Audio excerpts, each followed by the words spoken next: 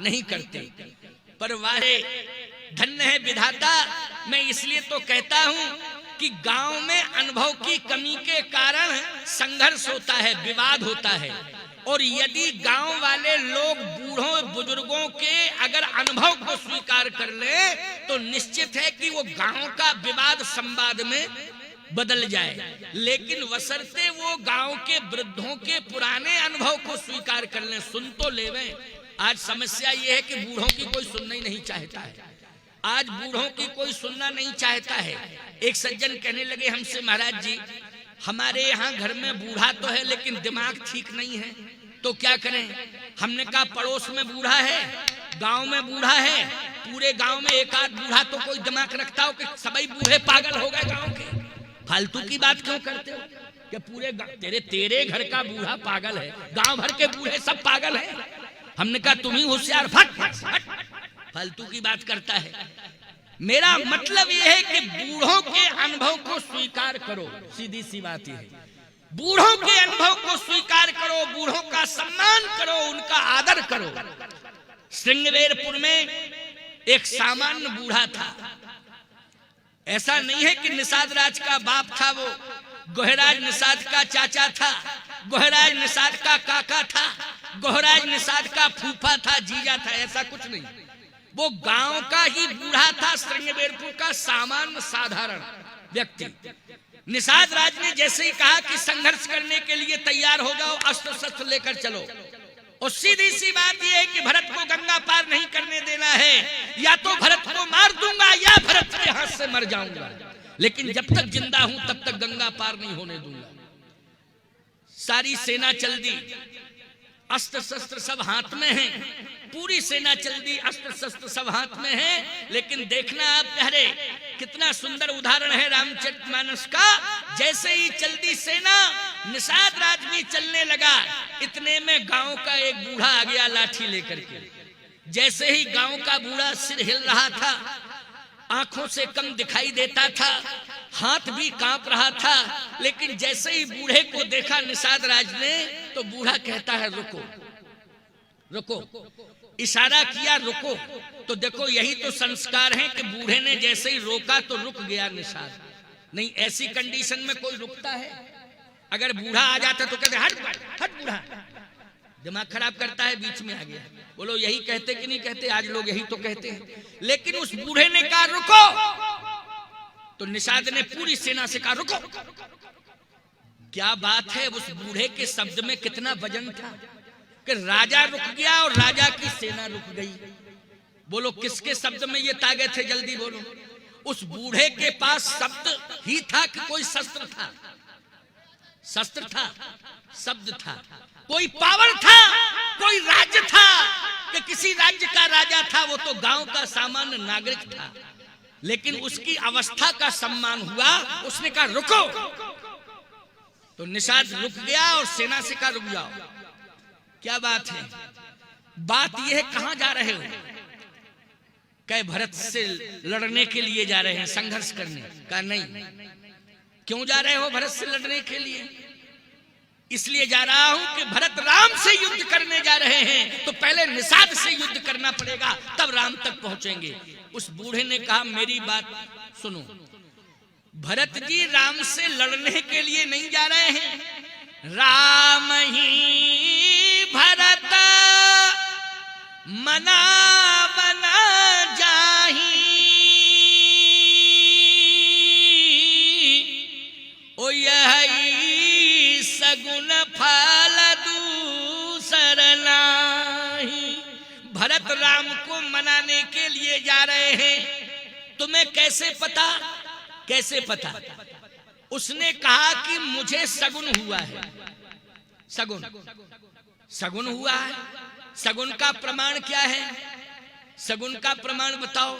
उस बूढ़े ने कहा सगुन का यही प्रमाण है कि जैसे ही मैं चलने लगा, मैंने सुना है कि निषाद राज जी अपनी सेना के साथ युद्ध करने के लिए जा रहे हैं, भरत से युद्ध करना चाहते हैं। उसी समय में घर के बाहर जैसे ही निकल रहा था, तो एक गौ माता बछड़े को दूध पिलाते हुए मुझे दिखाई दे गई। मैंने समझ लिया ये शुभ सगुन है, भरत राम से युद्ध करने नहीं जा रहे हैं।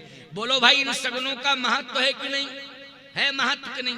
अच्छा एक बात बताओ, गाय होगी तुम्हारे गांव में तभी तो बछड़ा दूध पिएगा, और जब गाय बछड़ा को दूध पीते हुए देखोगे तो सगुन होगा कि नहीं?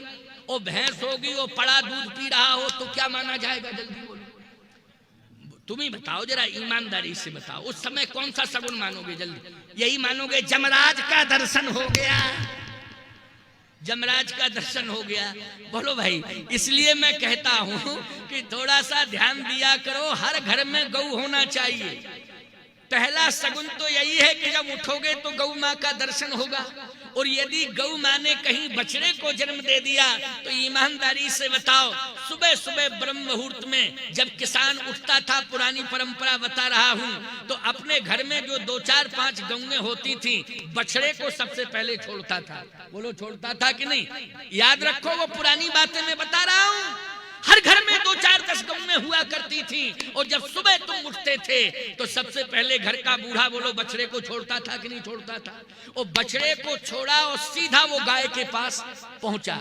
बोलो, ब्रह्म मुहूर्त में सगुन हुआ कि नहीं हुआ? और पूरा दिन अच्छा निकल जाता था। बोलो, निकल जाता था पूरा दिन अच्छा कि नहीं? और अब कंडीशन बदल गई पूरी। अब सुबह उठते हो तो सीधे पड़े को छोड़ते हो, और वो सीधा भैंस के पास जाता है तो लगता है जमराज का दर्शन हो गया, सीधा डायरेक्ट यमराज का दर्शन हो गया। ये कंडीशन होती है।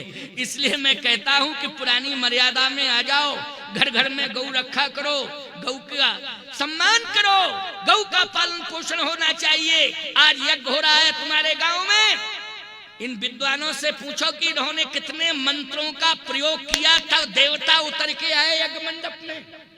ये पंडित बैठे होंगे, कहाँ चले गए? ये भी सब पंडित ही यज्ञशाला में।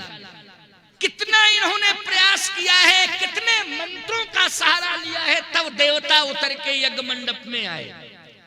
और इनको मनाने के लिए 33 करोड़ देवताओं को मनाने के लिए न जाने तुम गांव वालों ने कितने परिक्रमा किए हैं यज्ञ के। बोलो, यज्ञ की परिक्रमा होती है कि नहीं? पूरा गांव करता है, क्षेत्र करता है। ये परिक्रमा का मतलब क्या है? यज्ञ का सम्मान करना। इसका मतलब है यज्ञ मंडप में बैठे हुए देवताओं की तुम सबने परिक्रमा की है। तुमने 33 करोड़ देवताओं को प्रसन्न करने के लिए न जाने कितने चक्कर काटे यज्ञ के।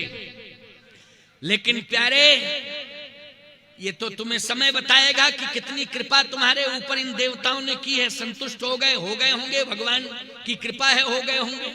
लेकिन मैं गारंटी के साथ कहता हूं, शायद कोई ना कोई देवता असंतुष्ट हो गया हो।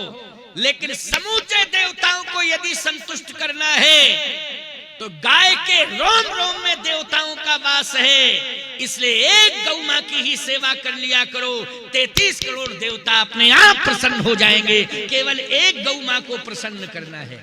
एक ही साधे सब सदे, सब साधे सब जाए। एक गौ माँ को अगर तुमने प्रसन्न कर लिया तो रोम रोम में देवताओं का वास है, अपने आप 33 करोड़ देवता प्रसन्न हो जाएंगे। इसलिए मैं कहता हूं, यज्ञ करो, देवताओं की परिक्रमा करो, देवी देवताओं के मंदिर में जाओ, लेकिन प्यारे एक गौ माँ की सेवा जरूर कर लो। एक गौ माँ की सेवा जरूर करो, जीवन धन धन हो जाएगा। तो आज वो बूढ़ा कहता है कि जैसे ही मैं निकला, चीत्कार क्रंदन जैसी आवाजें सुनाई दे रही थी, मारो मारो मारो मारो, ये आवाज सुनाई दे रही थी। तो मेरे कानों में जब ये संघर्ष की आवाज सुनाई दी तो मैं घर से बाहर निकला, और जैसे ही निकला तो सगुन दिखाई दिया कि एक गऊ अपने बछड़े को दूध पिला रही है। गऊ अपने बछड़े को दूध पिला रही है, ये सगुन हुआ। फिर क्या हुआ? कहा, बात समझ में आ गई कि अब भरत राम से लड़ने नहीं जा रहे हैं। राम ही भरत मनावन जाही, यही सगुन फल दूसर नाही। यही सगुन का फल है, इसलिए भरत से विवाद मत करो। फिर क्या करें? कहा, भरत से संवाद करो। निषाद ने कहा, मान लो संवाद किया, नहीं समझ में आया तो तो उस बूढ़े ने कहा पहले संवाद होता है, बातचीत से मामला हल ना हो तब बात का मतलब है विवाद का, लेकिन पहले संवाद तो करो, बातचीत तो करो। निषाद ने कहा अपनी सेना से रुक जाओ, पहले हम बात करेंगे, पहले हम संवाद करेंगे, रुक जाओ। सब रुक गए। अच्छा ईमानदारी से बताओ, उस बूढ़े के अनुभव ने और गौ माता की कृपा ने संघर्ष रोक दिया कि नहीं रोक दिया? अगर गाय सामने ना आती और बूढ़ा ना देखता और ना जाता हिम्मत जुटा के तो बहुत बड़ी हानि हो जाती कि नहीं हो जाती? इसलिए मैं कहता हूँ गांव की गौ का सम्मान करो और गांव के बूढ़ों का सम्मान करो। मैं दावे के साथ कहता हूँ कि तुम्हारा गांव राम राज्य में बदल जाएगा, तुम्हारे गांव में राम राज्य आ जाएगा। इतना करने की जरूरत है, करके तो देखो, करके तो देखो, मेरी बात मान के तो देखो कितना बड़ा परिवर्तन